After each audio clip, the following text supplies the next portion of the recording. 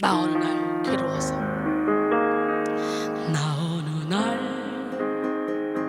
괴로워서 눈물로써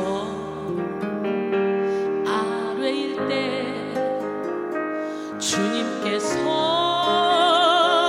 나의 맘 아시고 위로하여 주셨네. 갈 길 몰라 방황할 때 들려오던 주의 음성, 나를 사랑한다던 그 말씀 위로하며 용기 주네. 두 손 들고 너 슬퍼 말라 언제나 함께하고 무거운 짐 대신 지리. 너 괴로워 마라 너는 내 백성 두려워 마. 오 나의 주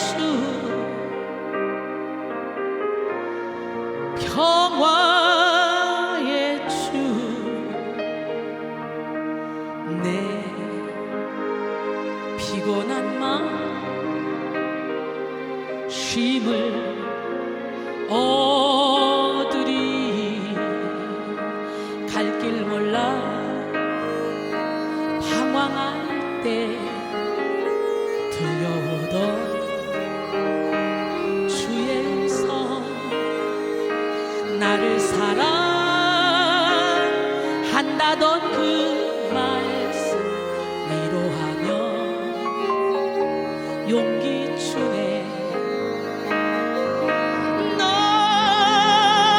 슬퍼 말라 언제나 함께하고 무거운 짐 대신 지리. 너 괴로워 마라 너는 내 백성 두려워 마. 오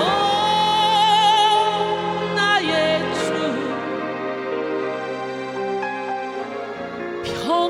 평화의 주 내 병든 이 몸 고침을 받으리. 내 피곤한 마음 쉼을 얻으리.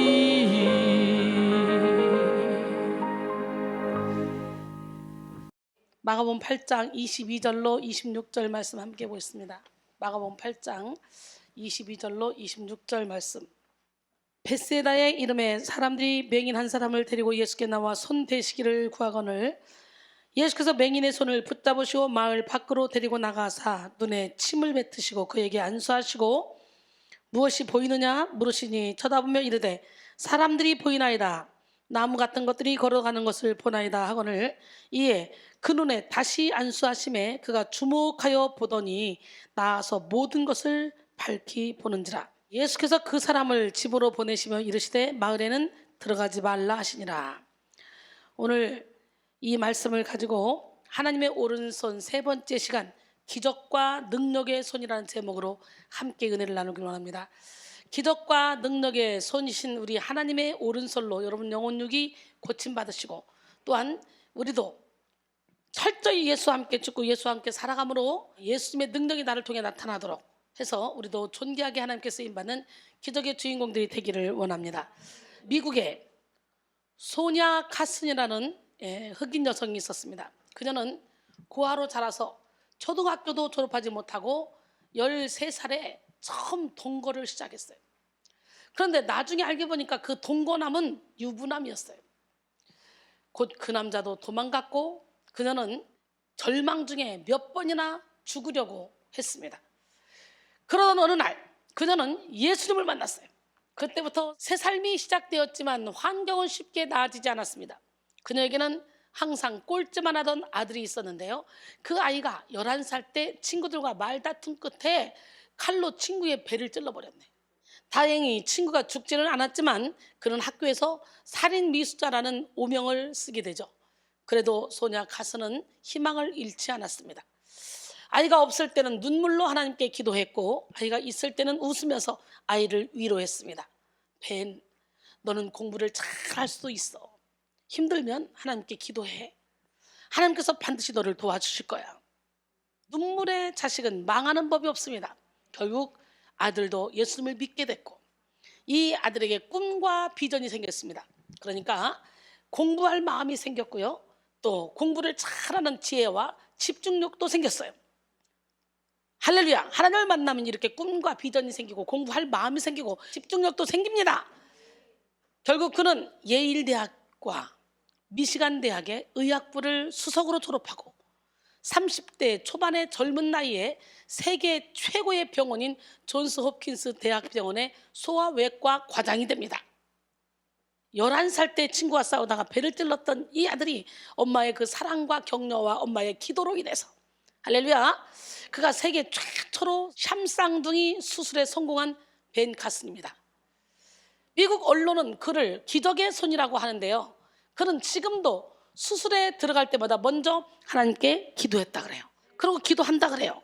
할렐루야. 오늘은 하나님의 오른손 세 번째 시간 시작. 기적과 능력의 손이라는 제목으로 은혜를 나눌 텐데, 어떻게 제목만 들어도 막 기적과 능력이 나타날 것 같지 않습니까? 인간의 손은 유한합니다. 능력이 없어요. 한계가 있어요. 한계가. 그러나 하나님의 손은 능력이 있고요, 한계가 없어요.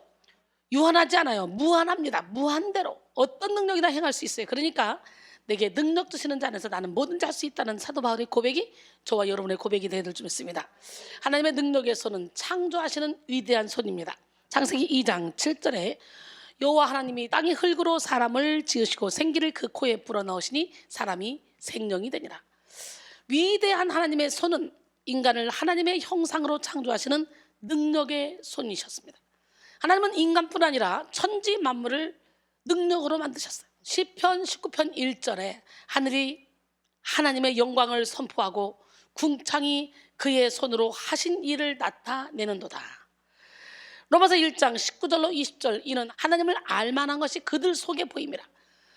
하나님께서 이를 그들에게 보이셨느니라. 장세로부터 그의 보이지 아니하는 것들 곧 그의 영원한 능력과 신성이 그가 만드신 만물에 분명히 보여 알려졌나니 그러므로 그들이 핑계하지 못할지니라.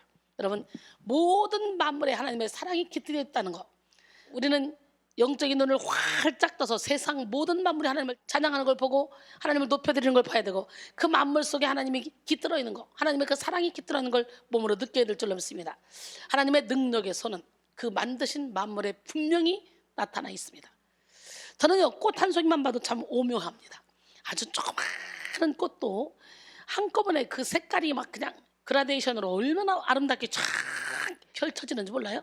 아주 작은 꽃도 여러 가지 빛깔을 내면서 인간이 그릴 수 없는 상상을 초월하는 빛을 내죠.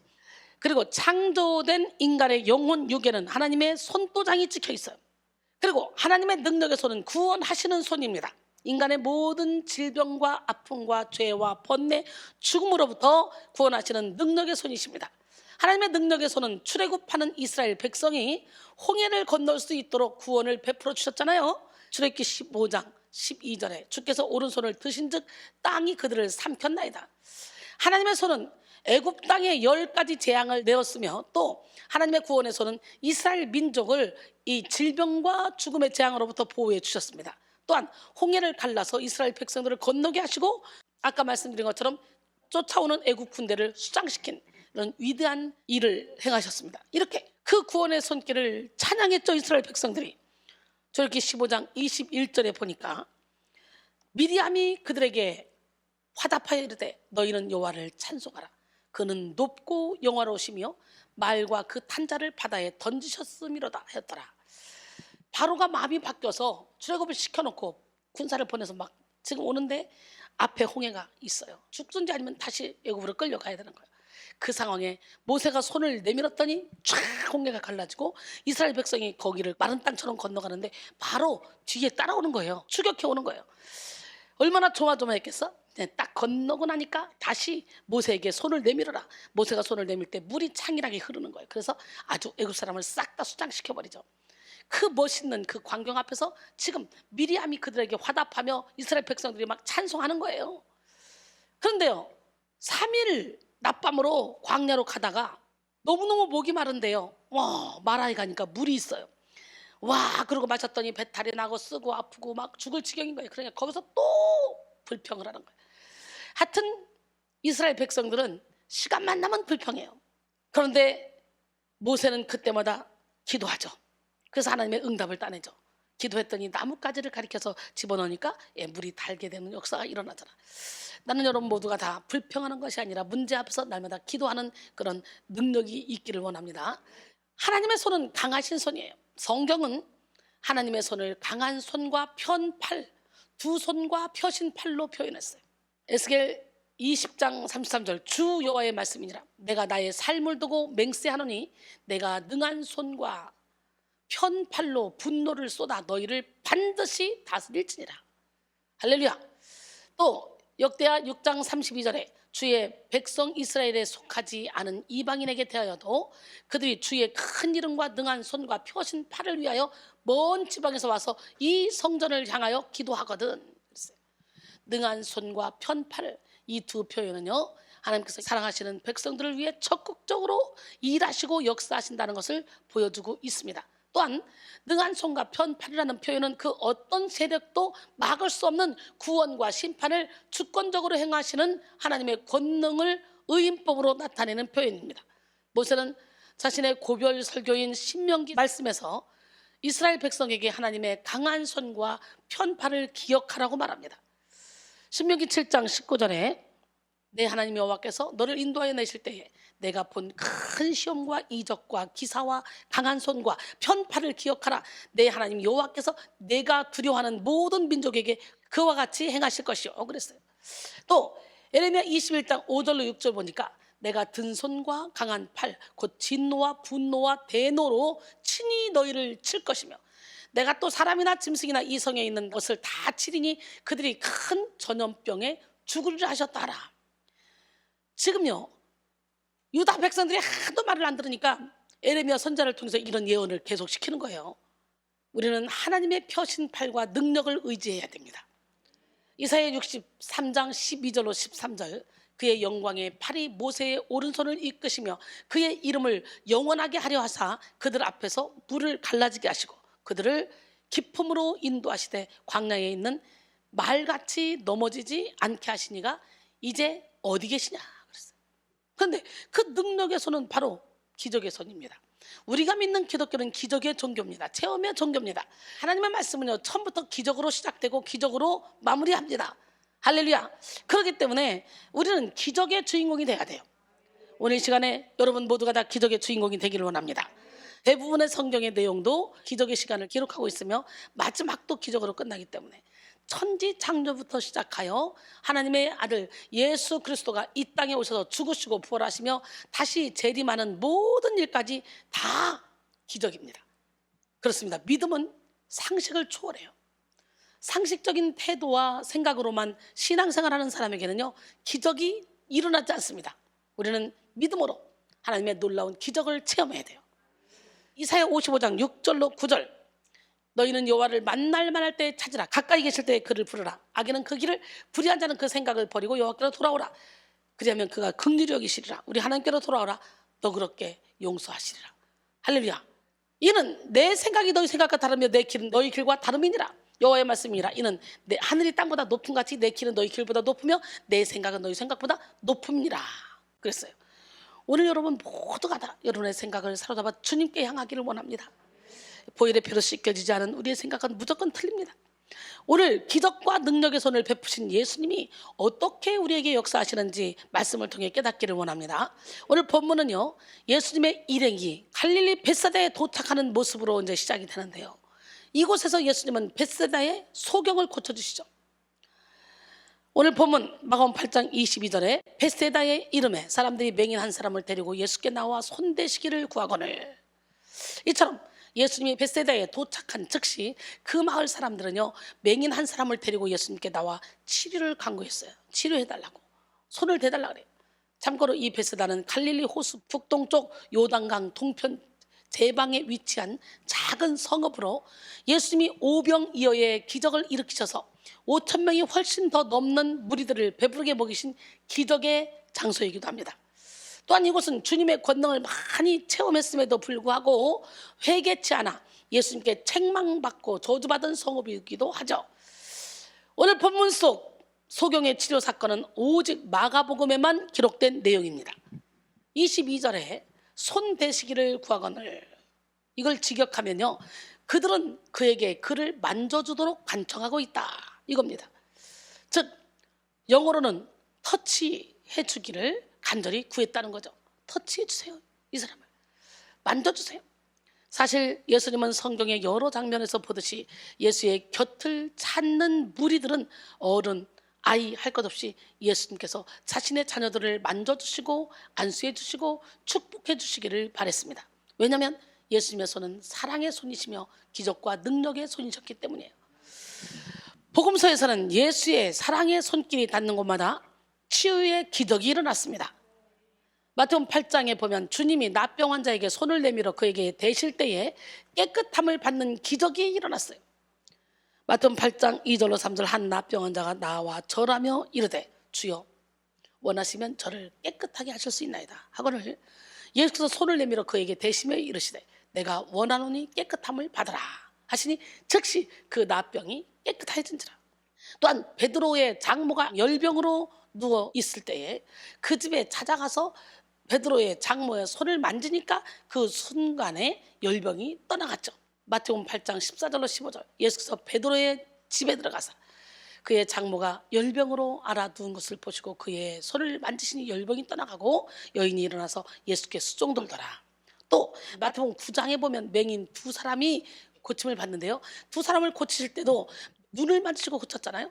마태복음 9장 27절로 30절, 예수께서 거기에서 떠나가실 때 두 맹인이 따라오면 소리질러 이르되 다윗의 자손이여 우리를 불쌍히 여기소서 하더니 예수께서 집에 들어가심에 맹인들이 그에게 나오거늘 예수께서 이르시되 내가 능히 이 일 할 줄을 믿느냐 대답하되 주여 그러하오니이다 하니 예수께서 그들의 눈을 만지시며 이르시되 너희 믿음대로 되라 하시니 그 눈들이 밝아졌더라. 할렐루야. 예수께서 엄히 경고하시되 삼가 아무에게도 알리지 말라 하셨으나 그랬어요. 여러분, 누가복음 7장에 나오는 나인성의 과부의 죽은 아들을 살리실 때 예수님은 관에 손을 대시며 살리셨죠.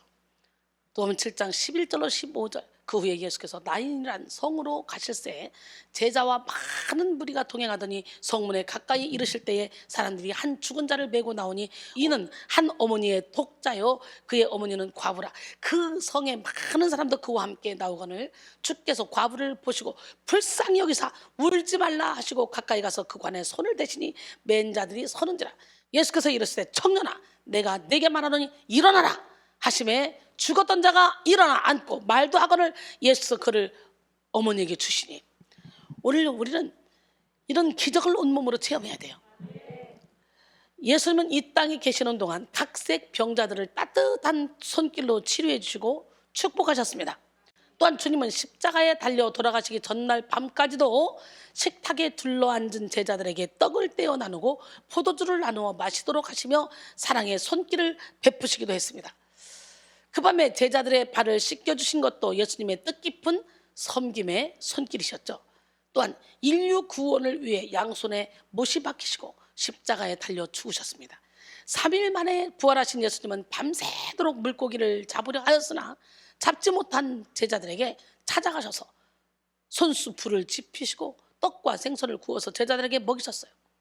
예수님의 손은 죽음 이전이나 부활 이후나 한결같이 사랑의 손, 기적의 손, 능력의 손, 용서의 손이셨습니다. 섬김의 손이셨습니다.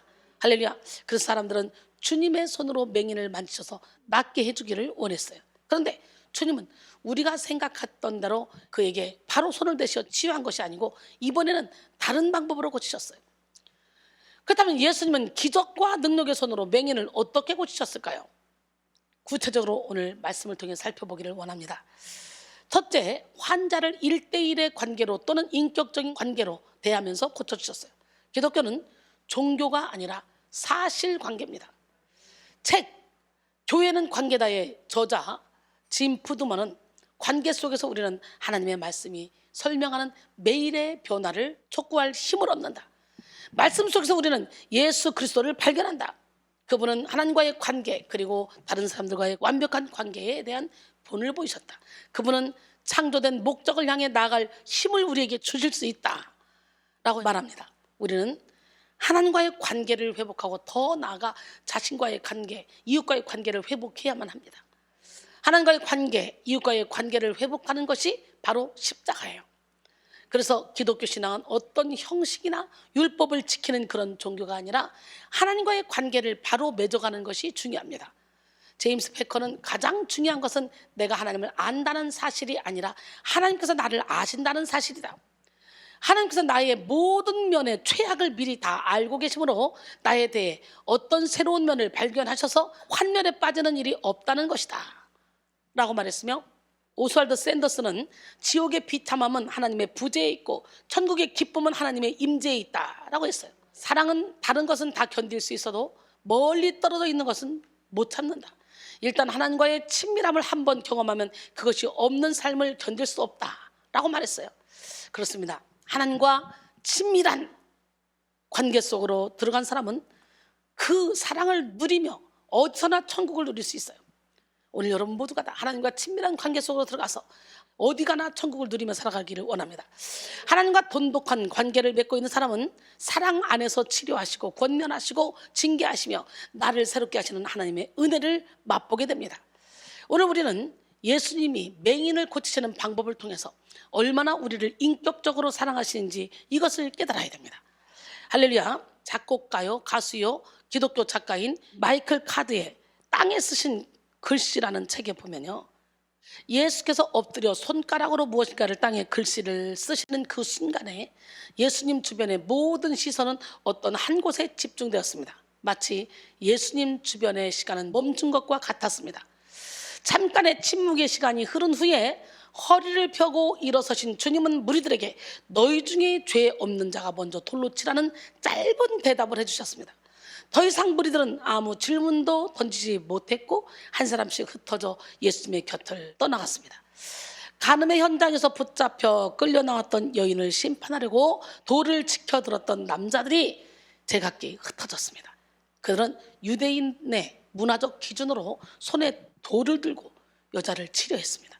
그러나 그 대신 예수님은 손가락으로 글씨를 쓰셨습니다. 예수님의 그 행동은 사람들의 판단과 정죄의 돌과 심판의 돌을 일일이 한 사람씩 땅바닥에 내려놓게 하셨습니다. 이것이 예수님의 손의 능력이었습니다. 땅에 글씨를 쓰시던 예수님의 손은 사랑의 손이셨습니다. 그리고 용서의 손이며 죄사함의 손이었고 판단과 정죄, 폭력을 멈추게 하는 능력의 손이셨습니다. 할렐루야. 오늘 본문 마가복음 8장 23절, 예수께서 맹인의 손을 붙잡으시고 마을 밖으로 데리고 나가사. 여러분, 예수님은 벳세다의 소경을 고치시는데 좀 특이한 행동을 하시죠. 바로 소경을 데리고 마을 밖으로 나간 것입니다. 예수께서 병자를 치유하실 때에는 즉시 그 자리에서 치유하시는 것이 보통이었어요. 그런데 마을 밖으로 나가시는 경우는 별로 없었어요. 그 이유는 무엇일까?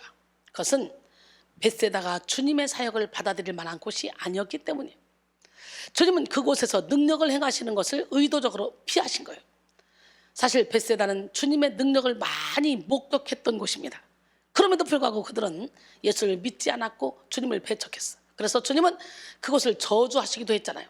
마태복음 11장 20절로 22절, 예수께서 권능을 가장 많이 행하신 고을들이 회개하지 아니하므로 그때에 책망하시되 화 있을진저 고라시나, 화 있을진저 벳세다야, 너에게 행한 모든 권능을 두로와 시돈에서 행하였다면 그들이 벌써 베옷을 입고 제앉아 회개하였으리라.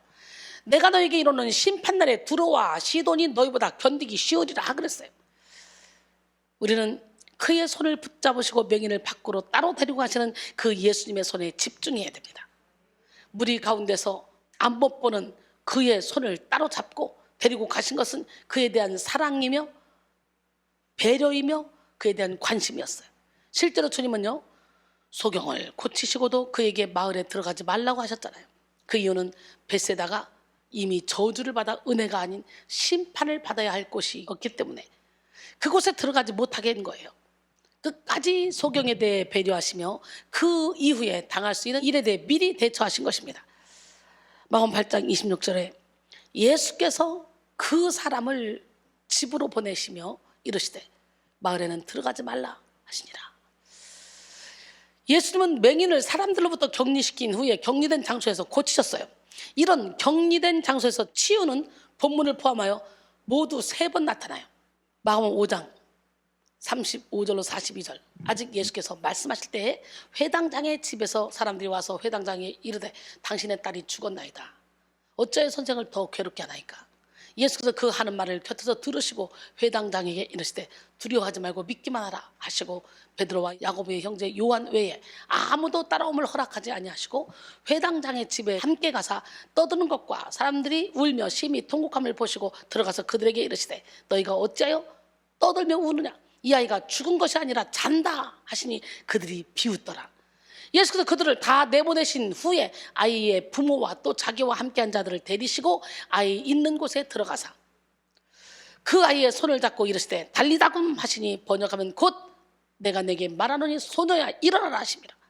소녀가 곧 일어나서 걸으니 나이가 12살이라. 사람들이 곧 크게 놀라거늘. 마가복음 7장 32절로 35절도 사람들이 귀먹고 말 더듬는 자를 데리고 예수께 나와 안수하여 주기를 간구하시거늘. 예수께서 그 사람을 따로 데리고 무리를 떠나서 손가락을 그의 양 귀에 넣고 침을 뱉어 그 혀에 손을 대시며 하늘을 우러러 탄식하시며 그에게 이르시되 에바다 하시니 이는 열리라는 뜻이라.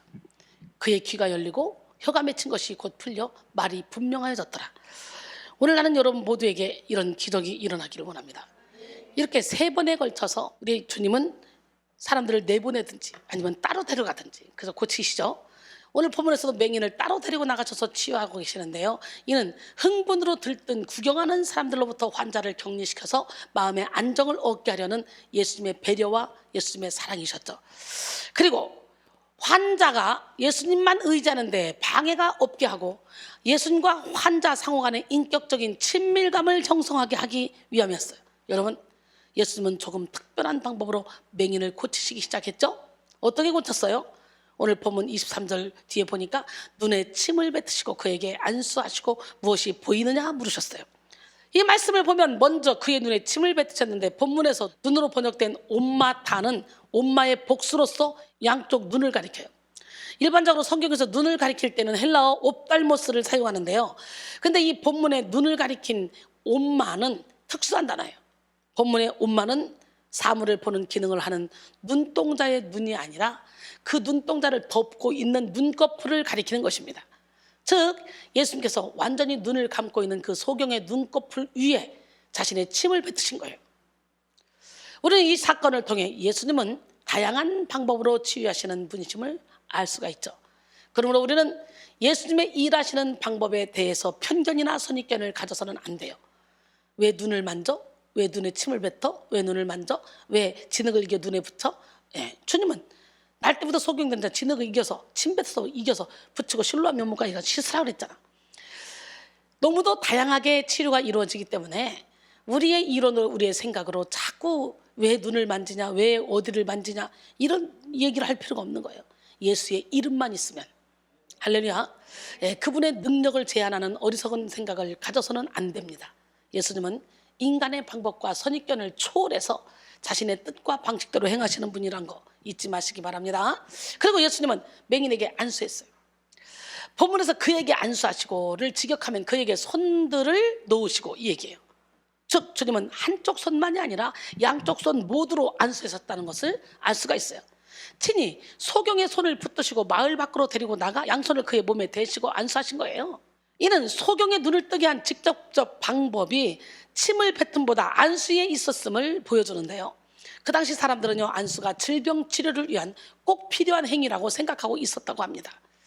무엇보다 우리는 이 사건을 통해 인간을 향한 그분의 사랑이 얼마나 애절하고 얼마나 진한 사랑인지 알 수가 있어요. 예수께서 앞 못 보는 이 사람의 눈에 침을 뱉으시고 눈에 침을 바르시며 안수하시는 장면은 예수께서 표현하실 수 있는 최고의 사랑, 최고의 애정, 최고의 연민을 의미합니다. 옛날에 할머니 할아버지들이 어때요? 어디 막 다치면 침 묻혀가지고 막 그러면서 노래 불러주잖아요. 엄마 손은 약손 막 이러면서, 할미 손은 약손 그러면서. 그리고 얼마나 우리 하나님이 그를 사랑하시고 그를 불쌍히 여기셨는지 이걸 알 수가 있는 거예요. 우리 하나님이 우리를 불쌍히 여기시고 우리를 긍휼히 여기시면 인생 끝입니다. 할렐루야. 오늘도 주님 나를 불쌍히 여겨주세요. 주님 나를 긍휼히 여겨주세요. 이 기도가 여러분의 기도가 되기를 원합니다. 오늘도 주님은 당신의 손으로 우리 한 사람 한 사람을 만지시고 고치시길 원하십니다. 그래서 우리는 오늘 그분의 손을 인격적으로 경험해야 돼요. 다른 사람이 주님을 만나는 것을 구경만 할 것이 아니라 지금 내가 만난 주님을 찬양하고, 그리고 내가 만난 주님을 자랑해야 돼. 간증해야 돼. 왜냐하면 하나님의 사랑은 1대1의 사랑이기 때문이에요. 각 사람에게 나타나신 하나님.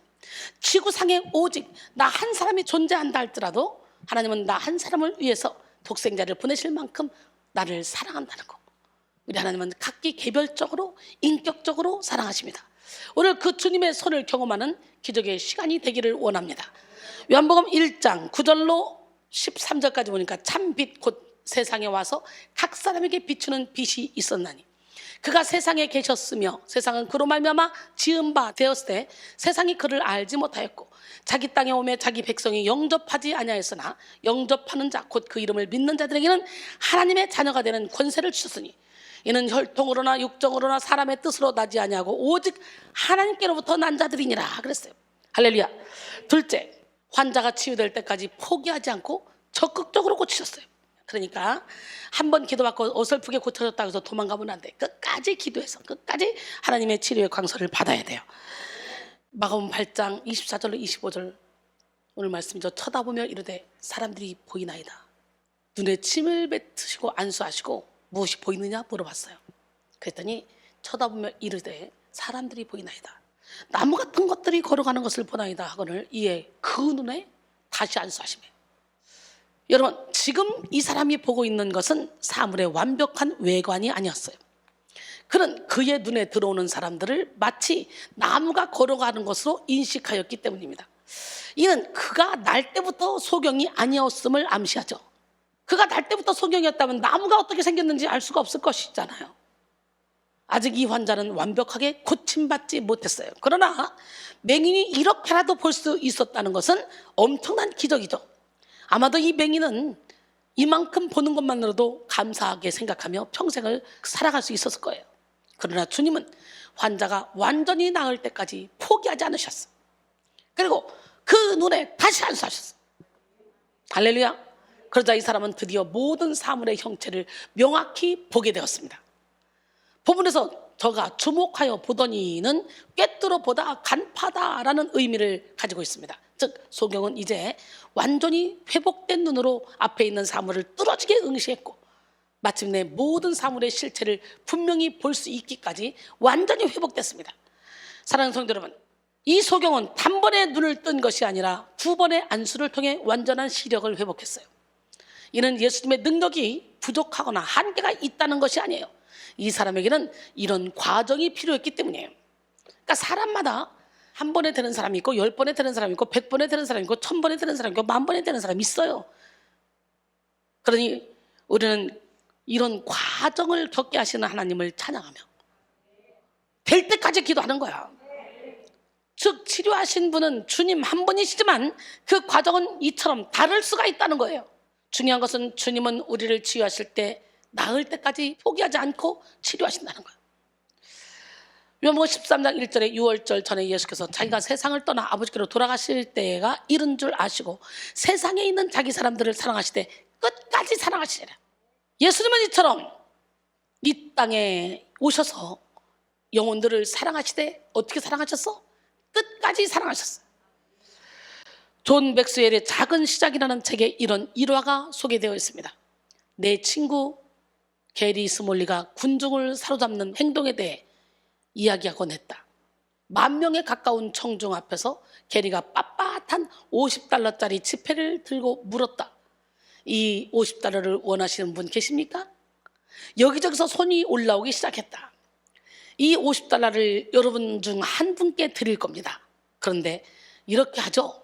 그리고 그는 지폐를 막 구겼습니다. 구겼다. 그리고 막 다시 물었어. 아직도 이 지폐를 원하시는 분? 그랬더니 여전히 다 원한다는 거예요. 그래서 그 다음에는 지폐를 땅에 떨어뜨리고 막 신발로 밟아 비볐다. 완전히 구겨지고 더러워진 지폐를 들었다. 이제는요, 아직도 원하십니까? 그랬더니 여전히 손들이 올라갔다. 제가 이 돈을 어떻게 하든 여러분은 이 돈을 원하시죠? 가치는 변함없으니까요. 여전히 $50짜리의 가치가 있으니까 말입니다. 라고 했다 그래요. 우리는 우리의 가치를 상황에 따라 다르게 느끼곤 합니다. 비참하게 느낄 때도 있고 먼지 같은 존재로 느낄 때도 있죠. 하지만 하나님은 어떤 상황 가운데서도 변함없이 우리를 사랑해 주죠.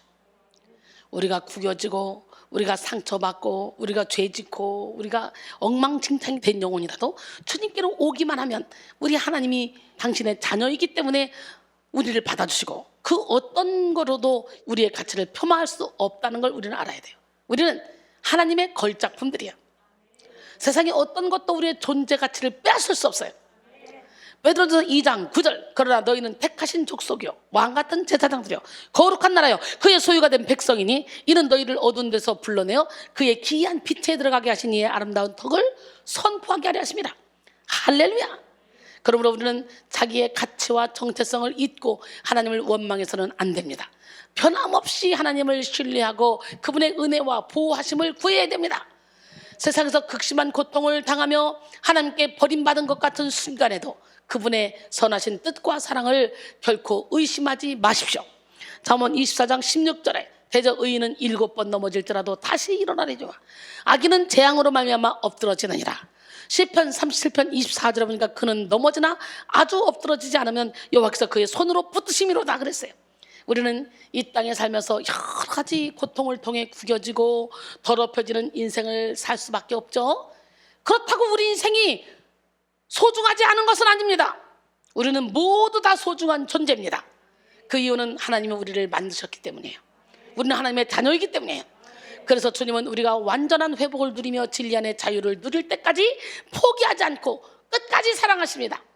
우리가 완전한 치유를 누릴 때까지 기적과 능력의 손을 베풀어 주십니다. 우리가 완전한 자유를 누릴 때까지 적극적으로 우리를 사랑하십니다. A.W. 토저는 그의 저서 하나님에 대한 열정에서 적극적 하나님의 사랑에 대해서 이렇게 말합니다. 하나님의 자비는 소극적이지 않고 적극적이다. 하나님은 온정을 베푸실 때 적극적으로 베푸신다. 사실 소극적으로 세상의 죄를 슬퍼하는 것은 세상에게 별 도움이 안 된다. 하나님은 그런 하나님이 아니시다. 그분의 자비는 소극적이지 않다. 그분은 자신을 낮추어 그분보다 낮은 자들에게 친절을 베푸신다 라고 했어요. 그렇습니다. 하나님은 기적과 능력의 손을 통해 인간을 적극적으로 사랑하십니다. 그래서 아들 예수 그리스도를 이 땅에 보내셨고 모든 고통과 질병의 원인인 죄와 저주를 적극적으로 해결해 주셨습니다.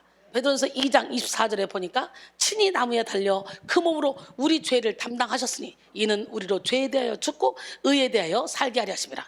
그가 채찍에 맞음으로 너희는 나음을 얻었나니. 할렐루야. 그리고 하나님의 아들 예수 그리스도도 인간을 적극적으로 사랑하셨습니다. 예수님께서 이 땅에 계실 때에 병든 자를 적극적으로 치료하셨고 자신을 십자가에 내어 드리기까지 사랑하셨습니다. 마태복음 4장 23절로 24절 예수께서 온 갈릴리에 두루다니사 그들의 회당에서 가르치시며 천국 복음을 전파하시고 백성 중에 모든 병과 모든 약한 것을 고치시니 그의 소문이 온 수리아에 퍼진지라. 사람들이 모든 앓는 자 곧 각종 병에 걸려서 고통당하는 자, 귀신 들린 자, 간질하는 자, 중풍병자를 데려오니 그들을 고치시더라. 할렐루야. 오늘 여러분이 영혼 중의 모든 질병을 고침받고 가는 역사가 일어나기로 해요. 마태복음 8장 16절로 17절도 보니까 저물매 사람들이 귀신 들린 자를 많이 데리고 예수께 오거늘 예수께서 말씀으로 귀신들을 쫓아내시고 병든 자를 다 고치시니 이는 선지자 이사야를 통하여 하신 말씀에 우리의 연약한 것을 친히 담당하시고 병을 짊어지셨도다 함을 이루려 하심이더라 그랬어요. 주님은 지금도 우리를 구원해 주시고 우리의 어떤 불가능한 문제도 그분의 능력으로 해결해 주시며 그분의 절대적인 능력으로 치료해 주십니다. 그러므로 우리는 기적과 능력의 손을 경험하기 위해서 적극적인 믿음으로 나가야 돼요.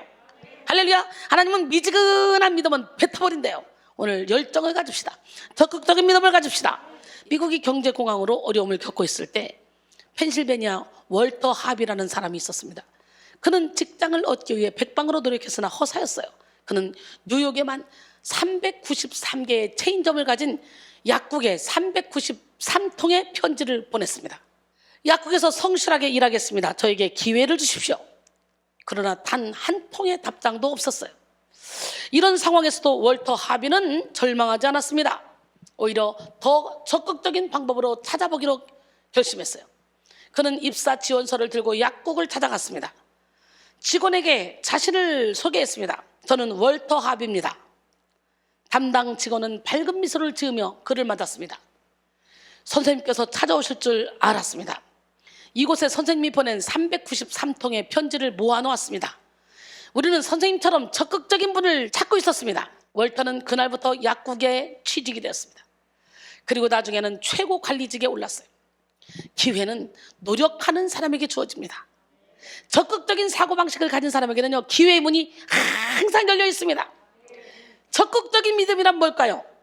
믿음에도 여러 가지 종류가 있습니다. 믿음에는 살아있는 믿음, 분명한 믿음, 지혜로운 믿음, 위대한 믿음, 절대적인 믿음 등등 여러 가지 믿음이 있어요.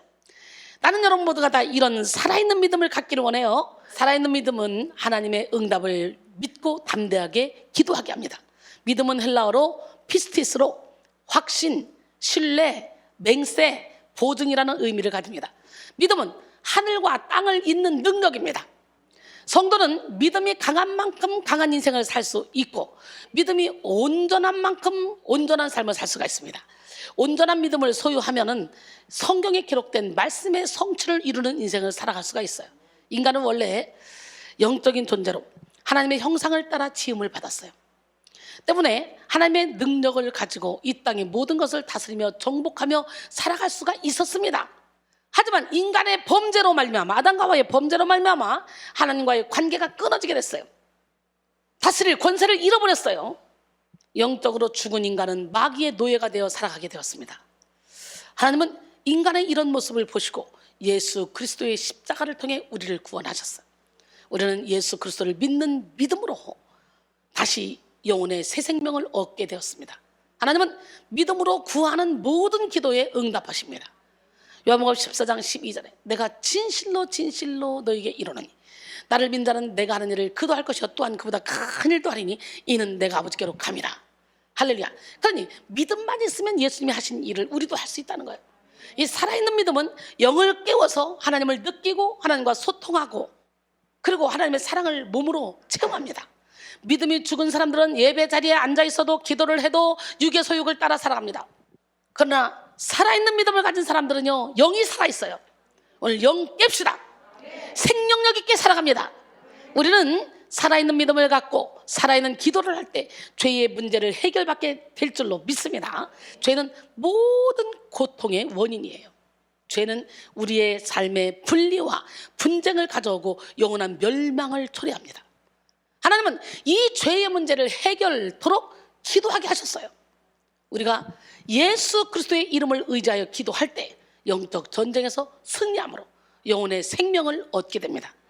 우리 내면에 남은 더러움은 정결케 되어 예수님의 성품에 이를 수 있습니다.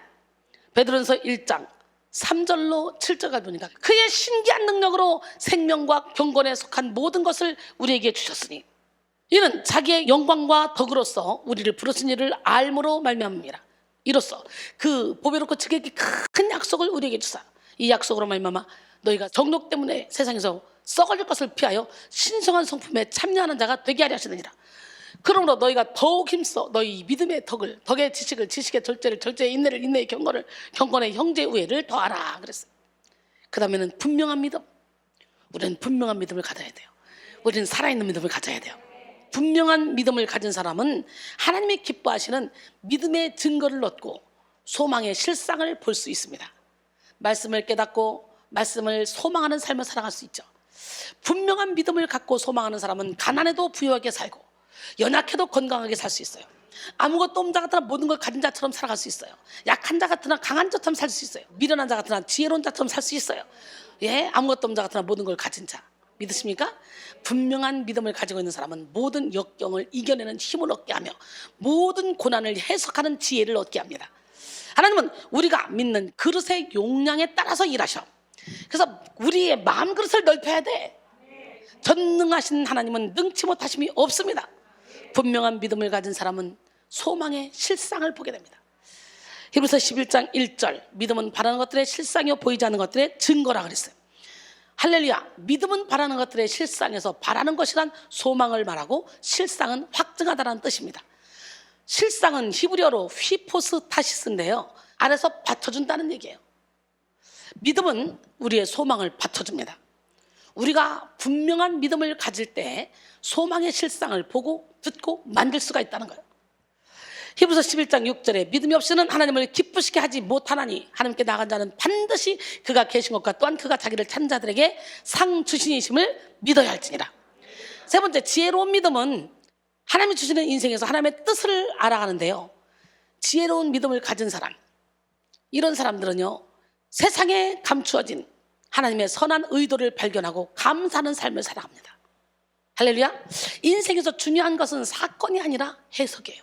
사람들은 저마다 틀을 가지고 살아갑니다. 상처의 틀이 있는 사람은 모든 사건을 상처의 틀로 바라보고, 죄의 틀이 있는 사람은 죄의 틀로 바라봅니다. 반면 사랑의 틀이 있는 사람은 모든 사건을 사랑으로 해석하고, 믿음의 틀이 있는 사람은 믿음으로 해석합니다. 그리스의 철학자였던 에픽테토스는 문제는 사건 자체가 아니라 사건에 대한 우리의 해석이다라고 했어요. 사건들 자체는 우리를 해치거나 가로막지 않는다. 타인들 역시 그러하다. 우리는 자신이 외적인 상황을 선택할 수 없다. 하지만 그 상황에 어떻게 반응할 것인가는 선택할 수 있다라고 했어요. 우리는 지혜로운 믿음을 소유하여 지혜로운 해석을 하는 사람들이 되어야 돼요. 우리가 살아가며 겪는 모든 일에는 하나님의 선하신 의도가 포함되어 있음을 알아야 됩니다. 욥기 23장 8절로 14절까지 보면, 그런데 내가 앞으로 가도 그가 아니 계시고 뒤로 가도 보이지 아니하며 그가 왼쪽에서 일하시나 내가 만날 수 없고 그가 오른쪽으로 돌이키시나 내가 배울 수 없구나. 그러나 내가 가는 길을 그가 아시나니 그가 나를 단련하시려에는 내가 순금같이 되어 나오리라. 내 발이 그의 걸음을 바로 따랐으며 내가 그의 길을 지켜 치우치지 아니하였고 내가 그의 입술의 명령을 어기지 아니하고 정한 음식보다 그의 입의 말씀을 귀히 여겼도다. 그는 뜻이 일정하시니 누가 능히 돌이키랴. 그의 마음에 하고자 하시는 것이면 그것을 행하시라니 그런즉 내게 작정하신 것을 이루실 것이라. 이런 일이 그에게 많이 있느니라 그랬어요. 여러분, 우리는 인생을 살아가며 고난을 만날 때도 있고 큰 뜻을 보며 지혜로운 인생을 살아가도록 우리 하나님께서 인도해 주실 때도 있어요. 고난 이면에 감추어진 하나님의 섭리를 해석하는 지혜로운 믿음을 소유하는 성도들이 다 되기를 원합니다.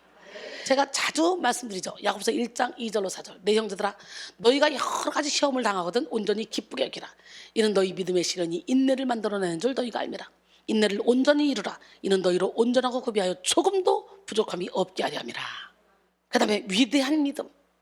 위대한 믿음을 가진 사람은요, 살아계신 하나님을 온전히 믿고 예수님의 십자가 희생을 따라서 살아갑니다. 이들은 예수 그리스도를 위해, 교회를 위해, 한 영혼을 위해 헌신하는 삶을 살아갑니다. 믿음은 성도의 생명입니다. 성도의 생명은 믿음으로 시작해서 믿음으로 완성됩니다. 악한 영은 성도의 능력이 믿음에서 나온다는 것을 너무도 잘 알아요. 그래서 모든 수단과 방법을 동원해서 성도의 믿음을 무너뜨리려고 합니다. 두려움, 의심, 정욕, 고독, 질투, 죄책감, 상처, 분노, 절망, 교만의 불화살을 막 쏴대. 그래서 성도의 믿음을 파괴하려고 하죠. 우리는 사탄의 활동 목적을 분별해서 믿음의 방패로 모든 사탄의 불화살을 소멸해야 됩니다. 우리는 우리의 믿음을 도우시고 주관하시는 예수 그리스도를 바라봐야 됩니다. 우리는 스스로 믿음을 지킬 수 없지만 믿음의 주권을 예수님께 드리기만 하면 예수님이 붙들어 준다는 사실을 깨달아야 돼요. 할렐루야. 히브리서 12장 2절에 믿음의 주여 또 온전케 하시는 이인 예수를 바라보자. 그는 그 앞에 있는 기쁨을 위하여 십자가를 담으사 부끄러움을 개의치 아니하시더니 하나님 보좌 우편에 앉으셨느니라. 우리의 믿음이 위대할 때 우리의 삶에는 위대한 헌신이 저절로 나타납니다. 자녀를 향한 부모의 사랑이 자녀를 향한 헌신으로 나타나듯 예수 그리스도를 향한 성도의 사랑과 믿음은 곧 예수 그리스도를 향한 헌신으로 이어집니다. 예수님의 헌신으로 영생을 얻은 수많은 사람들이 예수님의 헌신을 이어가는 삶을 살았습니다. 고난과 박해를 이겨낸 초대교회 성도들이 그랬고요. 낯선 땅에 복음을 전하다 순교한 외국인 선교사들도 그랬습니다. 오늘 우리도 예수님의 죽으심으로 영생을 얻었기 때문에 마땅히 우리 자신을 위해 사는 것이 아니라 예수를 위해 살아야 됩니다.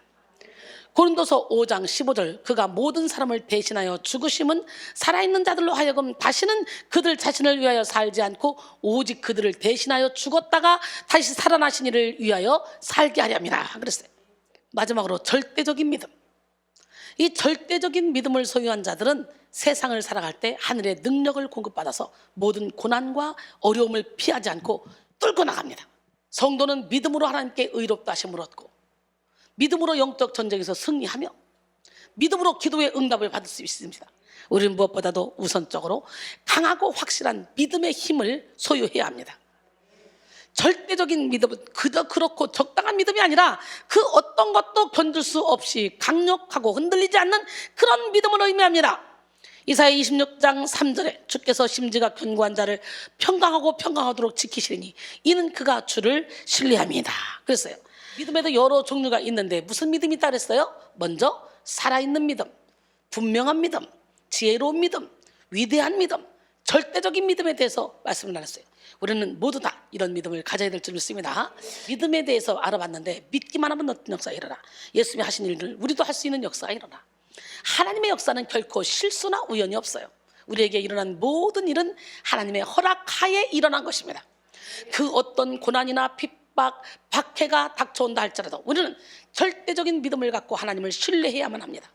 사람은 이 세상을 살아가는 동안 생기는 근본적인 불안을 해결할 수가 없어요. 세상의 평화는 촛불과 같은 거예요. 돈이 좀 생기고 몸이 좀 건강하고 일이 잘 풀리면 일시적으로 평안한 것 같죠. 그러나 고난의 바람 앞에서 속수무책으로 꺼지기 때문에 우리는 우리 자신을 믿어도 안 되고, 이 세상을 믿어도 안 되고, 물질을 믿어도 안 되고, 사람을 믿어도 안 돼요. 세상이 주는 안정감은 허무하게 사라질 뿐이에요. 일시적으로 평안한 것 같지만 일시적으로 잠시 있다 없어져 안개 같은 거예요. 고난의 바람 앞에 속수무책으로 꺼지기 때문에 야고보서 4장 14절에 내일 일을 너희가 알지 못하는도다. 너희 생명 무엇이냐? 너희는 잠깐 보이다가 없어지는 안개니라 그랬어요. 우리는 절대적인 믿음을 가질 때 하나님이 주시는 평안을 가질 수 있습니다. 요한복음 14장 27절에 평안을 너에게 끼쳐노니 곧 나의 평안을 너에게 주노라. 내가 너에게 주는 것은 세상이 주는 것과 같지 아니하니라. 너희는 마음에 근심하지도 말고 두려워하지도 말라 그랬어요. 오늘 여러분, 우리가 믿음을 소유하면요, 믿는 자, 명절 끝날 곧 큰 날에 예수께서 서서 외쳐 이르시되 누구든지 나를 믿는 자는 성경의 이름과 같이 그 배에서 생수의 강이 흘러나오리라. 여러분의 영혼의 샘에서 생수의 막 터져 나오기를 원합니다. 우리 함께 영혼의 샘가를 부르면서 찬송 중에 거한 하나님, 그 하나님을 만나시기를 원합니다. 주님을 갈망하는 자에게 함께 찬양합니다.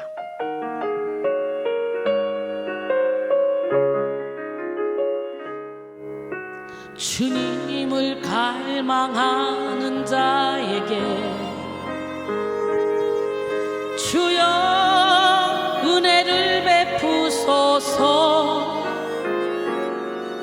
지치고 상한 영혼들에게 주님의 손을 얹으소서. 치료의 하나님, 기적의 하나님, 이곳에 하늘의 문을 여소서. 영혼의 새 솟아올라 이 땅을 고쳐주소서. 상한 영혼, 지친 영혼 모두 주님의 임재 안에 새롭게 하소서. 치료의 하나님, 기적의 하나님, 이곳에 하늘의 문을 여서서 영혼의 새 솟아올라 이 땅을 고쳐주소서. 상한 영혼, 지친 영혼 모두 주님의 임재 안에 새롭게 하소서. 할렐루야. 여러분이 예수를 진짜 믿으면 여러분 영혼에서 생수가 막 터져나와. 회칠한 무덤을 다 오늘 시간에 어떻게 벗겨버리고 영혼이 깨어나기를 원합니다. 예수님은 모든 상황과 환경을 초월하여 절대적인 빛을 내는 빛의 근원이십니다.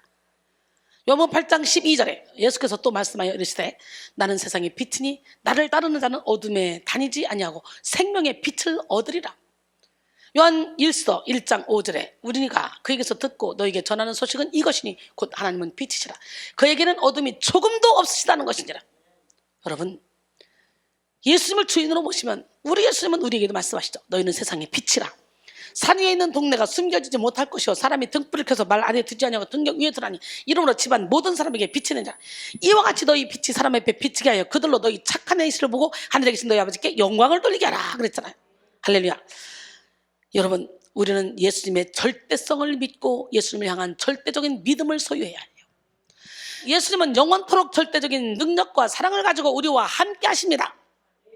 세상 끝날까지 너희와 함께 계시겠다고 말씀하셨잖아요. 세상의 모든 것은 쇠하지만 예수님의 진리는 영원합니다. 우리는 어떤 상황과 환경 속에서도 예수님을 향한 절대적인 믿음을 소유해야 합니다. 하나님만 적극적이어서는 안 돼요. 우리의 태도도 적극적이어야 돼. 때로 하나님은 축복의 문턱 앞에서 우리의 태도를 점검해 보실 때가 있어요. 시험해 보실 때가 있다는 거예요. 하나님은 적극적인 믿음의 태도로 끝까지 하나님을 붙잡는지 아니면 불신의 태도로 하나님을 원망하는지 살펴보고 계셔요. 우리는 적극적인 믿음의 태도로 하나님을 붙잡아야 돼요. 그러면 반드시 하나님이 예비하신 축복과 기적의 주인공이 됩니다. 그러나 불신의 태도로 하나님을 원망한다면 하나님은 우리가 성숙한 믿음을 가질 때까지 기다리시며 축복해 주시기를 잠시 미루실 때도 있다는 거예요. 사랑하는 성도 여러분, 적극적인 믿음으로 하나님의 마음에 기쁨이 되시기를 원합니다. 나 주님의 기쁨 되기 원하네. 함께 찬양합니다. 주를 기쁘시게 할 것이 무엇인지 여러분 생각해보고 주를 기쁘시게 하는 일을 행하는 지혜로운 성도가 되기를 원해요.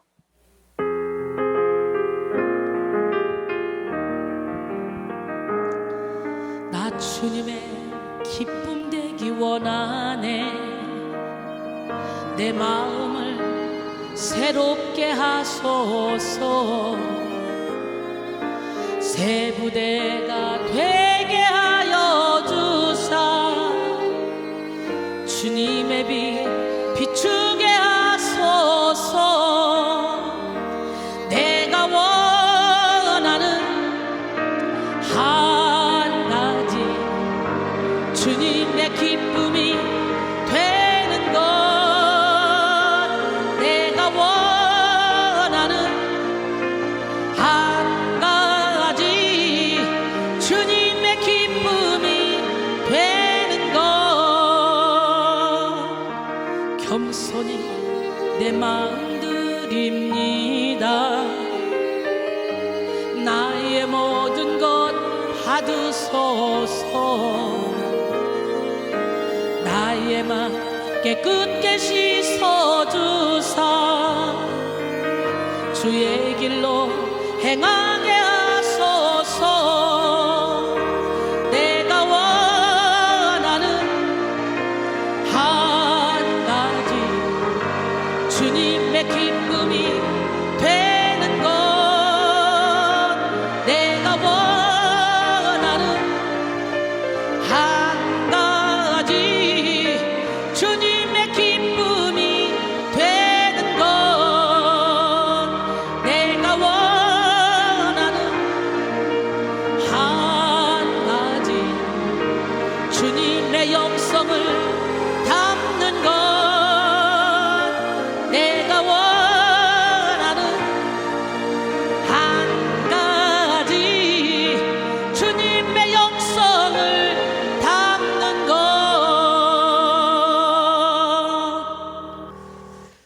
그러면 기적의 손, 능력의 손이 내게도 임하겠죠. 할렐루야. 내가 철저히 나는 죽고 예수로 살면요, 너희가 그리스도와 함께 죽었으면 땅의 것을 생각하지 말고 위의 것을 바라보라는 거예요. 거기는 그리스도께서 하나님 우편에 앉아 계신대요. 위의 것을 생각하고 땅의 것을 생각하지 말래요. 이는 너희가 죽었고 너희 생명이 그리스도와 함께 하나님 안에 감춰졌으니까. 예수 그리스도께서 나타나실 그때 너희도 영광 중에 그와 함께 나타난대. 철저히 내가 죽으면 나를 통해 주님이 일하신다는 거지. 그렇기 때문에 예수님만 기적을 행하신 것이 아니라 예수를 믿는 자들까지도 기적을 행하실 수 있는 능력을 예수님이 허락하신다는 거예요. 우리 이 능력 받아야 되지 않겠습니까? 우리 백성교회는 전교인 사역자와 전교인 선교사와 전교인 치료자와 전교인 능력자와 할렐루야, 전교인이 하나님께 존귀하게 쓰임받아 저 하늘에 상급을 팍팍팍 쌓아서 천국 가서 영원토록 행복하게 살아야 돼요. 그냥 예수님 마을 바로 옆에 우리 백성 마을이 막 생기지 않을까, 막 이런 생각도 해봐요. 할렐루야, 주님의 기쁨 되기를 소원합니다. 그런데 많은 사람들이 소극적인 생각과 태도로 주님께 나가지 못해서 기적을 경험하지 못하는 거예요. 여기서 막 치료를 선포하지만 믿지 못하고 선포하니까 기적이 안 일어나는 거예요. 그런데 진짜 믿음 있게 확신 있게 선포해버리면 하나님이 일하시더라 이거예요. 할렐루야. 사실 하나님에 대해 소극적으로 나가게 하는 것은 사탄의 덫입니다. 많은 사람들이 사탄에게 속아서 적극적으로 주님께 나가지 못해요. 그러나 주님은 적극적인 사람을 찾으십니다. 천국은 침노하는 자의 것이기 때문에 마태복음 11장 12절에 세례 요한의 때부터 지금까지 천국은 침노를 당하나니 침노하는 자는 빼앗느니라 그랬어요. 하나님은 열정의 하나님이십니다. 따라서 하나님은 열심을 가진 적극적인 믿음의 사람을 원하십니다. 하나님이 우리에게 원하시는 것은 완벽함이 아닙니다. 오직 하나님을 향한 믿음의 의지, 적극적인 중심과 열심을 원하십니다. 그럼 하나님은 만들어 쓰셔요. 사단은 미지근한 믿음, 소극적인 믿음, 열정이 없는 그런 게으른 사람을 아주 좋아합니다. 여러분은 적극적인 믿음, 열정을 가진 믿음을 가지고 있어야 될 줄 믿습니다. 혹시 여러분도 소극적인 믿음을 갖고 있지는 않습니까? 허브 밀러가 쓴 하나님과의 연결이라는 책에 이런 이야기가 나옵니다. 한적하고 평화로운 작은 마을에 술집이 생기게 됐습니다. 마을 사람들이 걱정이 생겼어요. 젊은 사람들이 타락하게 되지는 않을까? 옆 교회의 예배에 방해가 되지는 않을까? 그래서 교인들이 모여서 간절히 기도했습니다. 하나님, 이 술집에 불이 나게 도와주세요. 놀랍게도 얼마 후 그 술집에 진짜 불이 나 다 타버렸어요. 술집 주인은 교회를 상대로 고소했습니다. 교회가 기도해서 술집이 불타버렸다는 거예요. 교회 대표가 나서서 변호했습니다. 아니, 우리가 기도한 건 사실이지만 그렇다고 우리가 기도했다고 어떻게 불이 났겠습니까? 양쪽 주장을 다 듣고 판사는 판결을 내렸습니다. 어느 쪽이 잘못했건 간에 분명한 것은 술집 주인은 기도의 능력을 믿는데 교회 대표, 교인들은 기도의 능력을 부정하고 있습니다. 내가 보기에 술집 주인의 믿음이 훨씬 더 교회 대표의 믿음보다 더 큽니다. 성도들이 기도하지 않는 것은 아니에요. 그러나 믿음으로 기도하지 않습니다. 믿음이 없다는 것은 그만큼 하나님에 대한 적극적인 신뢰가 없다는 거예요. 베드로를 위해 기도했던 사람들도 베드로가 감옥에서 나왔다는 사실을 믿지 않았어.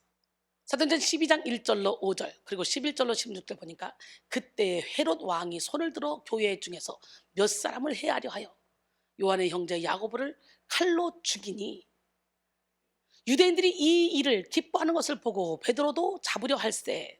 때는 무교절 기간이라 잡음에 옥에 가두어 군인 내식인 네 패에게 맡겨 지키고 6월절 후에 백성 앞에 끌어내고자 하더라. 이에 베드로는 옥에 갇혔고 교회는 그를 위하여 간절히 하나님께 기도했더라. 근데 이 간절히 기도한 이 교인들이 믿었어 안 믿었어? 기가 막혀.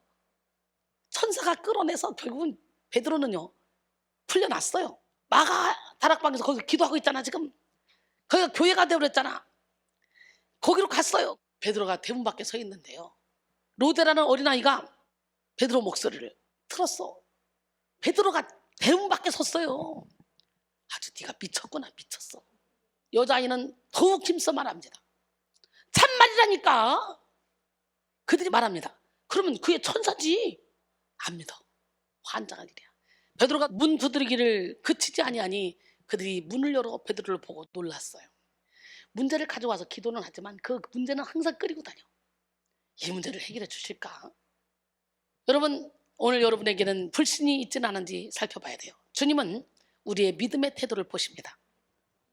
마가복음을 보면 예수님의 치유기사가 많이 기록되어 있죠. 그런데 이 치유기사들을 크게 두 가지로 나누어 볼 수 있어요.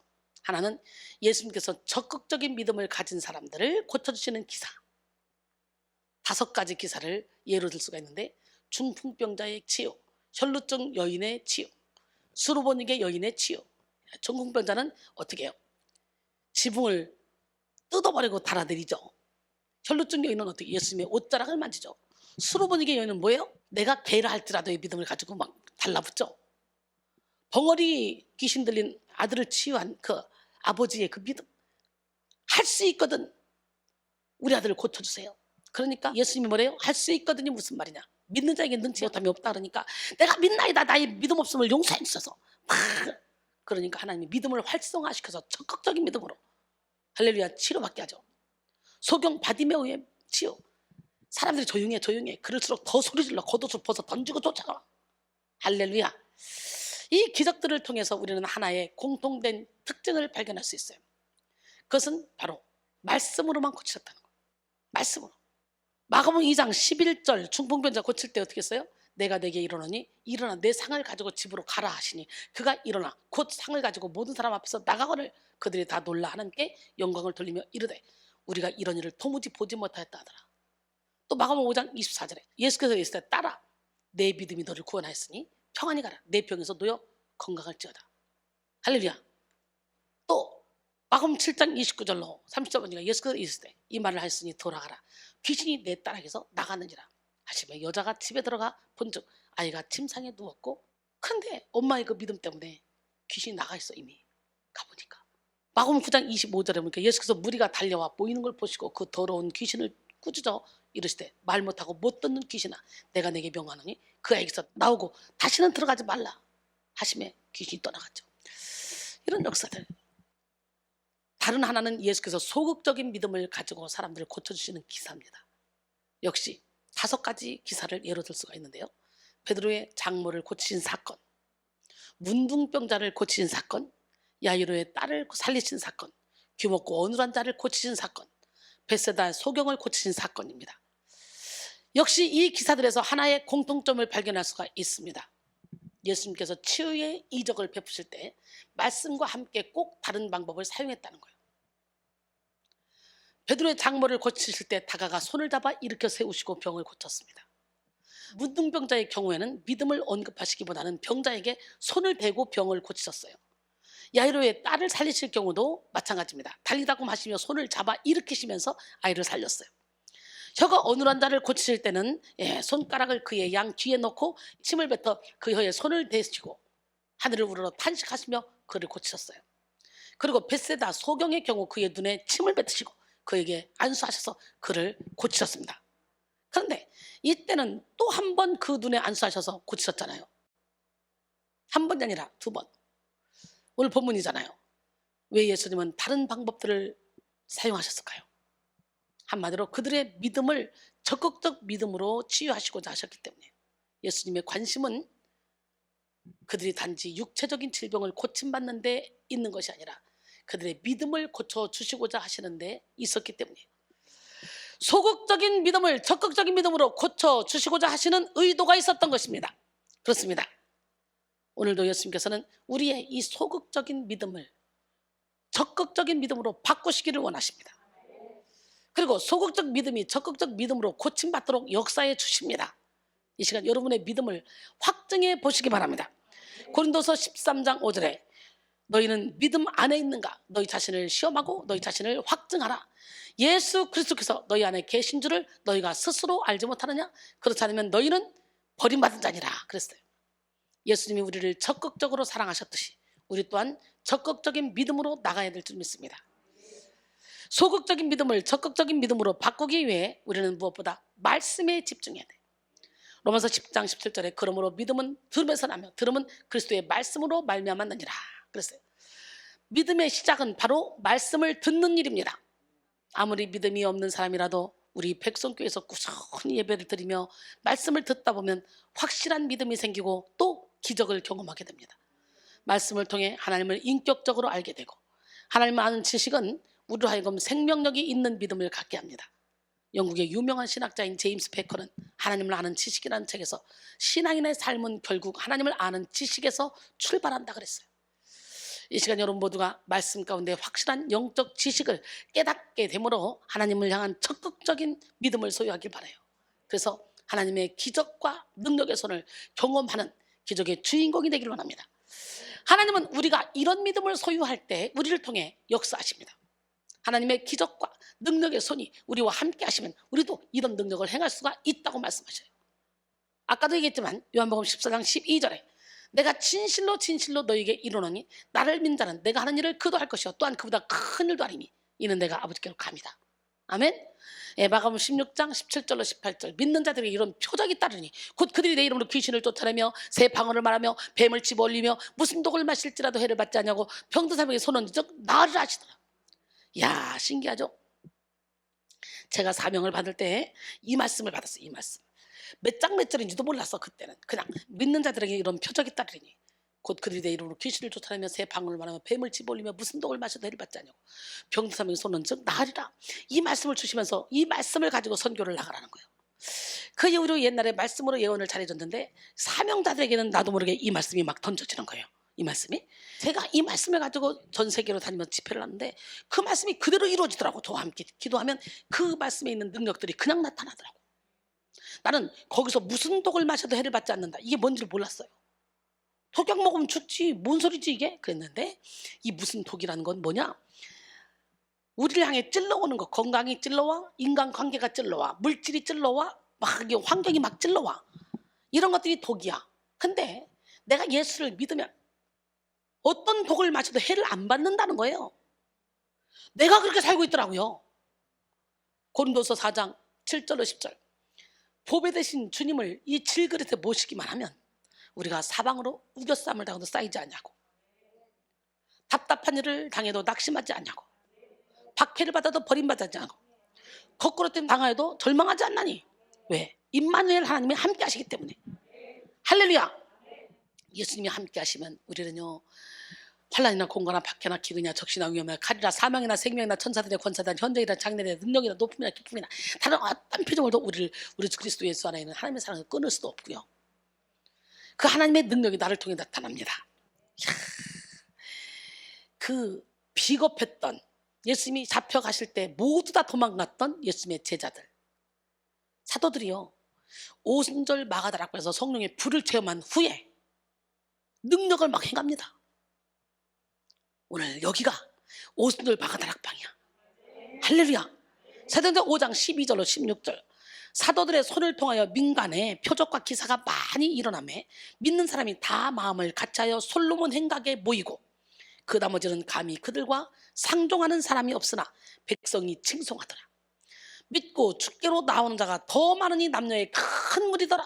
심지어 병든 사람을 메고 거리에 나가 침대와 요 위에 누이고 베드로가 지날 때 혹 그의 그림자라도 누구에게 덮일까 바라고 예루살렘 부근에 수많은 사람들도 모여 병든 사람과 더러운 귀신에게 괴로움받는 사람을 데리고 와서 다 나음을 얻으니라.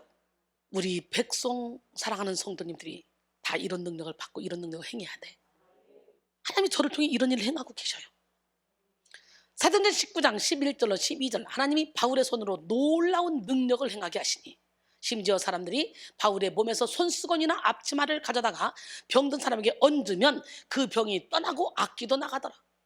예수님은 믿는 자에게 동일한 표적을 나타내신다고 말씀하셨어요. 지금 이 시간 우리에게도 이런 믿음이 있는지 살펴보기를 원합니다.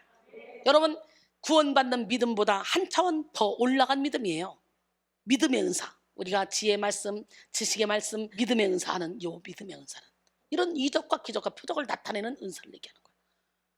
능력 행하며 은사, 병 고치는 은사, 예언하며 은사, 영들 분별하며 은사, 각종 방언을 하면서 방언들 통역하며 은사를 다 받기로 합니다.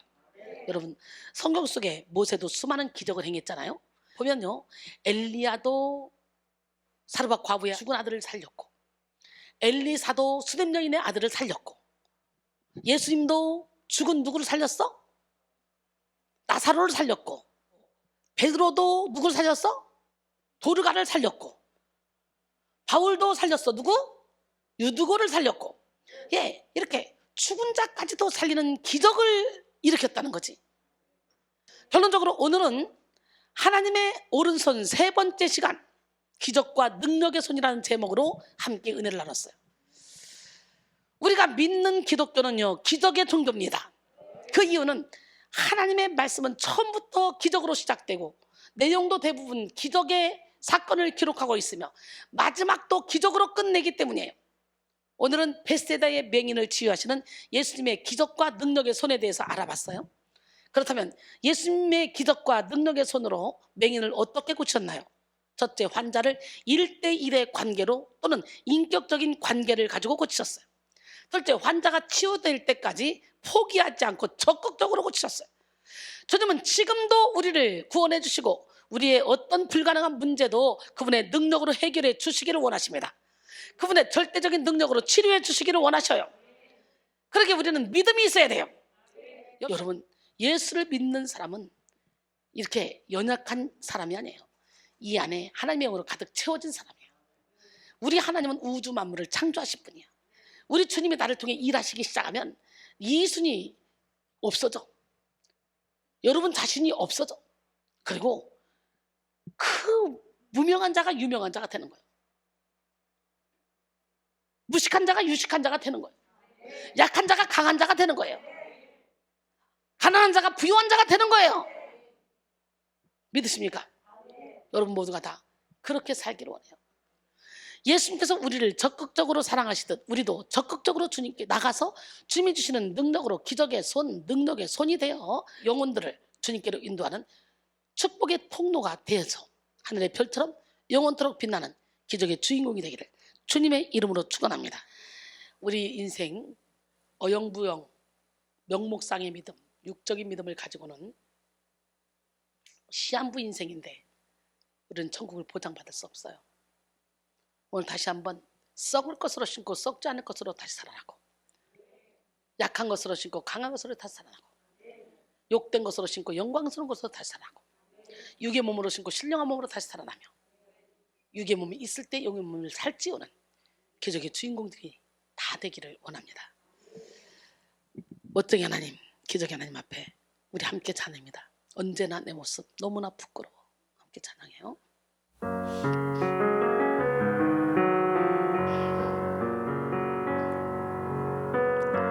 언제나 내 모습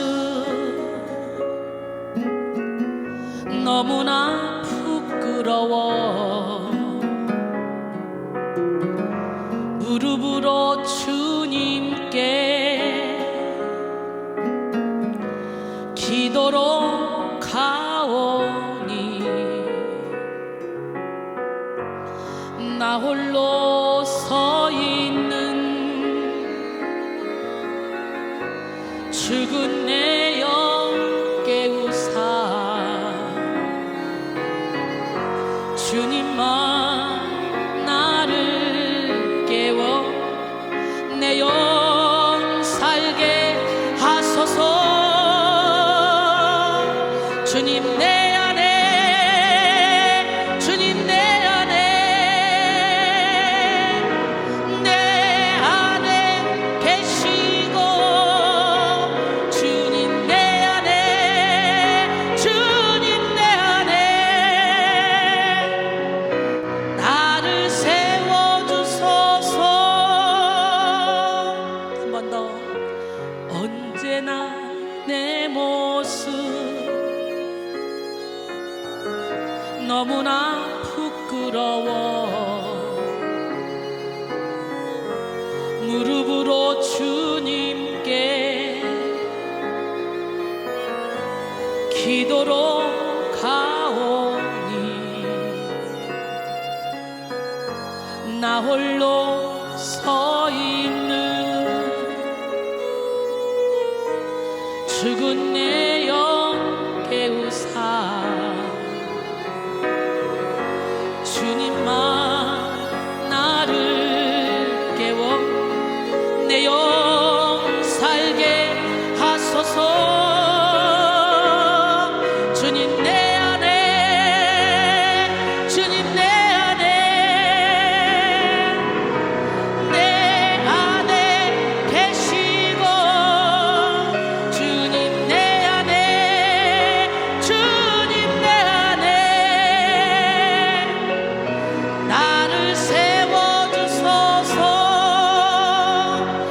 힘들고 지쳐 낭망하고 넘어져 일어날 힘 전혀 없을 때 조용히 다가와 손잡아주시며 나에게 말씀하시네.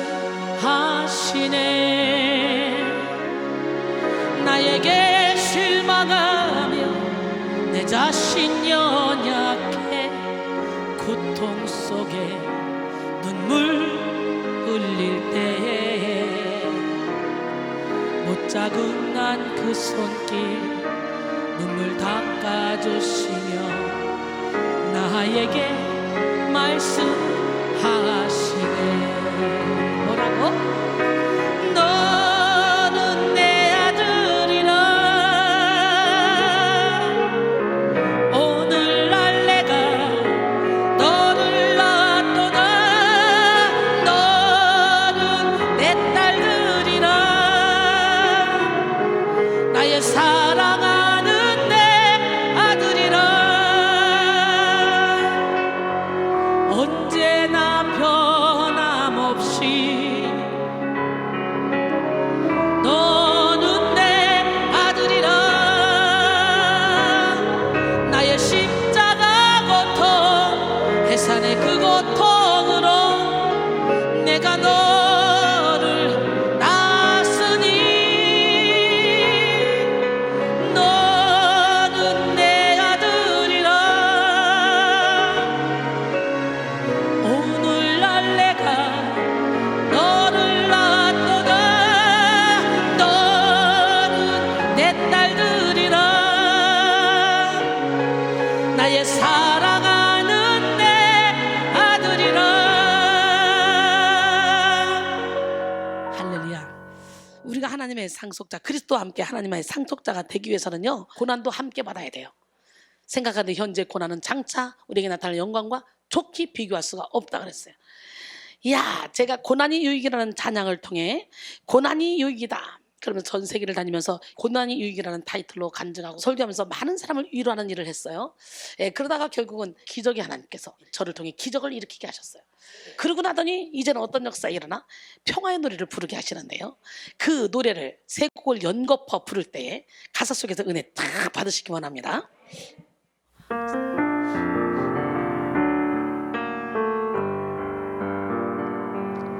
내 짐이 무겁고 힘이 드냐 주를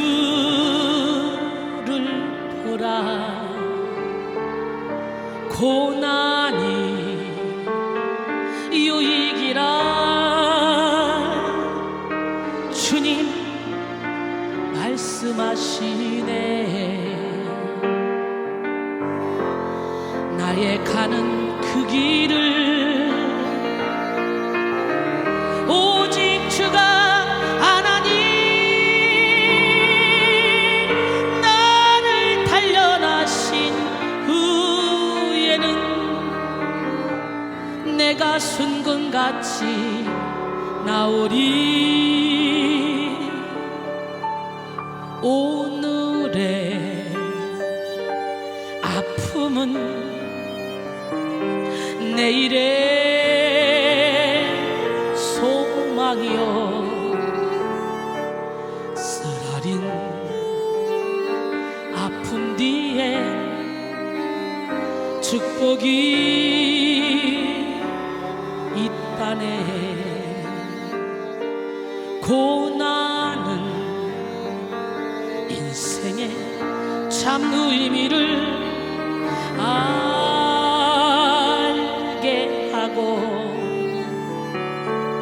예수님 한 분으로 만족할 수 있어요. 나의 가는 그 길을 오직 주가 아나니. 나를 단련하신 후에는 내가 순금같이 나오리.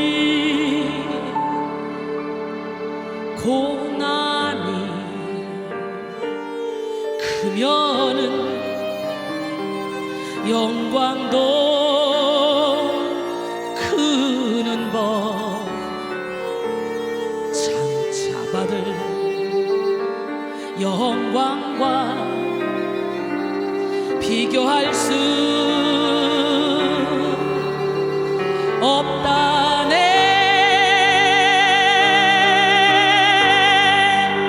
할렐루야. 예, 고난이 있어야 기적도 일어나는 거야. 먹을 것이 없는 사람이 누군가가 밥 한 그릇 사주면 그게 기적인 거야. 병원비가 없어 수술을 못해서 죽게 됐는데 누군가가 병원비를 내주면 그게 기적인 거예요. 그래서 고난이 없다면 기적도 없는 거예요. 인생은 태어나는 순간부터 누구에게나 다 고난이 닥칩니다. 그러나 고난이 문제가 아니라 고난을 이길 수 있는 힘이 없는 것이 문제야. 우리 예수님은 어떤 문제도 다 뚫고 갈 수 있습니다. 죽음의 문제까지 다 해결해 놓으셨습니다. 그 기적의 하나님을 지금 만나시고 우리도 기적의 손, 능력의 손이 되어 만일 영혼을 치료하는 치료사로 하나님께 존귀하게 쓰임받기를 원합니다. 할렐루야.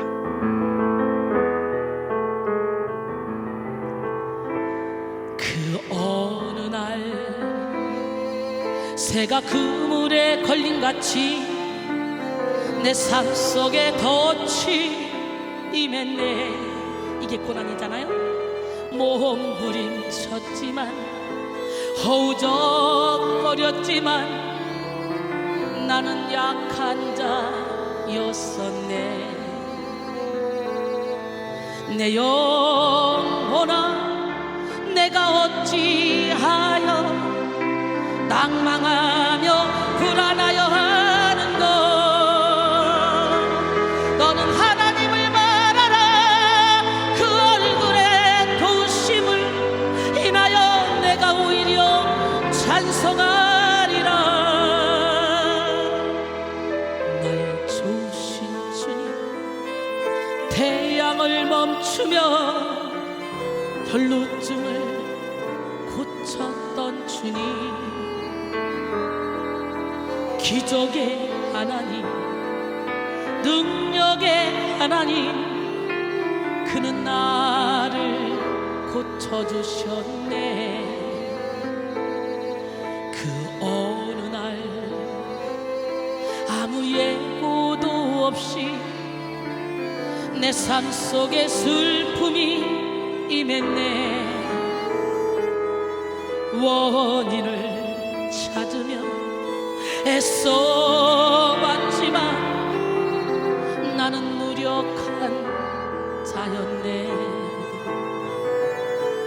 내 영혼아 내가 어찌하여 낭망하며 불안하여 하는고.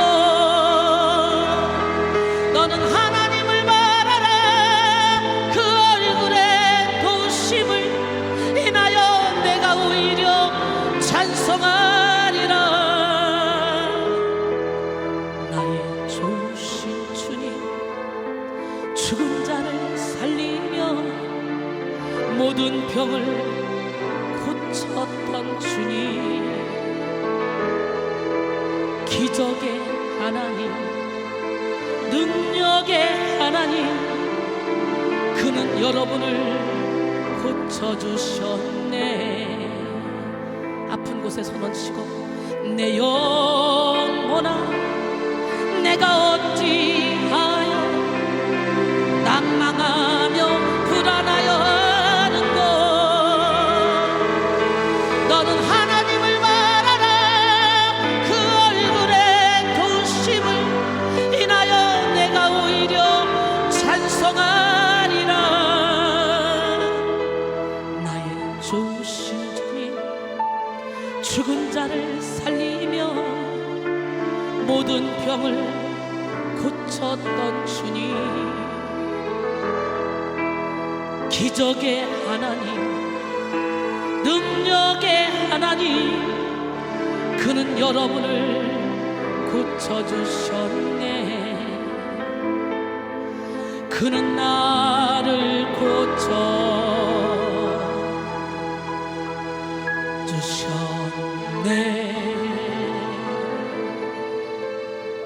바로 지금 이 시간에 주님의 치료의 손, 주님의 기적의 손이 여러분을 어루만져 고쳐주시고 여러분을 평안 가운데로 인도하실 줄로 믿습니다. 이렇게 기도하고 찬양하다 보니까 정말 이 말씀이 내 말씀이 돼서 이제는 날마다 평화의 노래를 부르며 나는 기쁘다, 나는 즐겁다, 나는 행복하다. 예, 이렇게 노래를 부르고 다녀요. 오늘 여러분들도 주님이 주는 평안을 누리기를 원해요. 내가 지금부터 너에게 평안을 주노니 내가 주는 평안은 세상이 주는 것 같지 않냐. 그러니 너희는 세상에서 두려워하지 말고 겁내지도 말라는 것, 담대하라는 거예요. 요한복음 14장 27절에 이 말씀을 제가 예배당에 발을 처음 딱 디뎠을 때 들었던 말씀이잖아요. 나 어느 날 괴로워서, 나 어느 날 괴로워서 눈물로써 아뢰일 때 주님께서 나의 맘 아시고 위로하여 주셨네. 갈 길 몰라 방황할 때 들려오던 주의 음성, 나를 사랑한다던 그 말씀 위로하며 용기 주네. 두 손 들고 너 슬퍼 말라 언제나 함께하고 무거운 짐 대신 지리. 너 괴로워 마라 너는 내 백성 두려워 마. 오 나의 주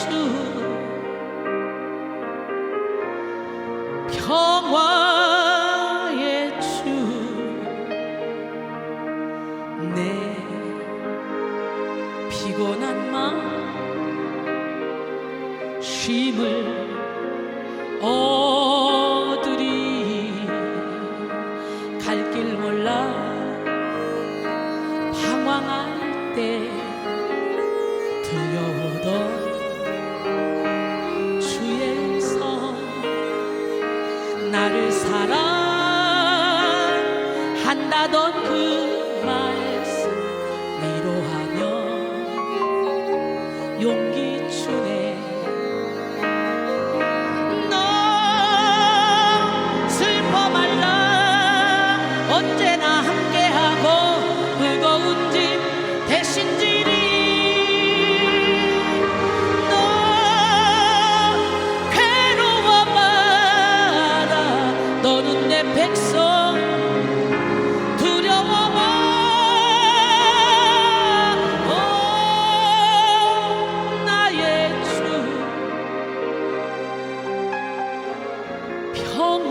평화의 주 내 병든 이 몸 고침을 받으리. 내 피곤한 마음 쉼을 얻으리.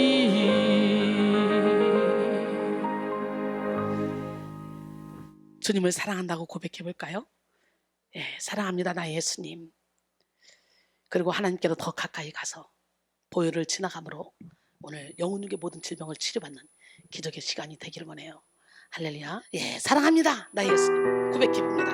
나를 사랑한 자들이 나의 사랑을 입으며 나를 간절히 찾는 자들이 나를 만나리라 그랬어요. 아멘. 사랑합니다 나의 예수님. 사랑합니다 아주 많이요. 진짜 사랑합니다 나의 예수님. 사랑합니다 그것뿐이에요. 사랑한다 아들아 내가 너를 잘 아노라. 사랑한다 내 딸아 내게 축복 더하리라. 하나님께로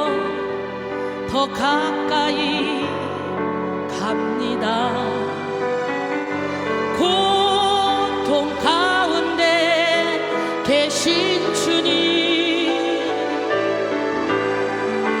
변함없는 주님의 크신 사랑, 영원히 주님만을 섬기리. 존귀한 주 보혈이 바로 지금 내 영을 새롭게 하시네. 존귀한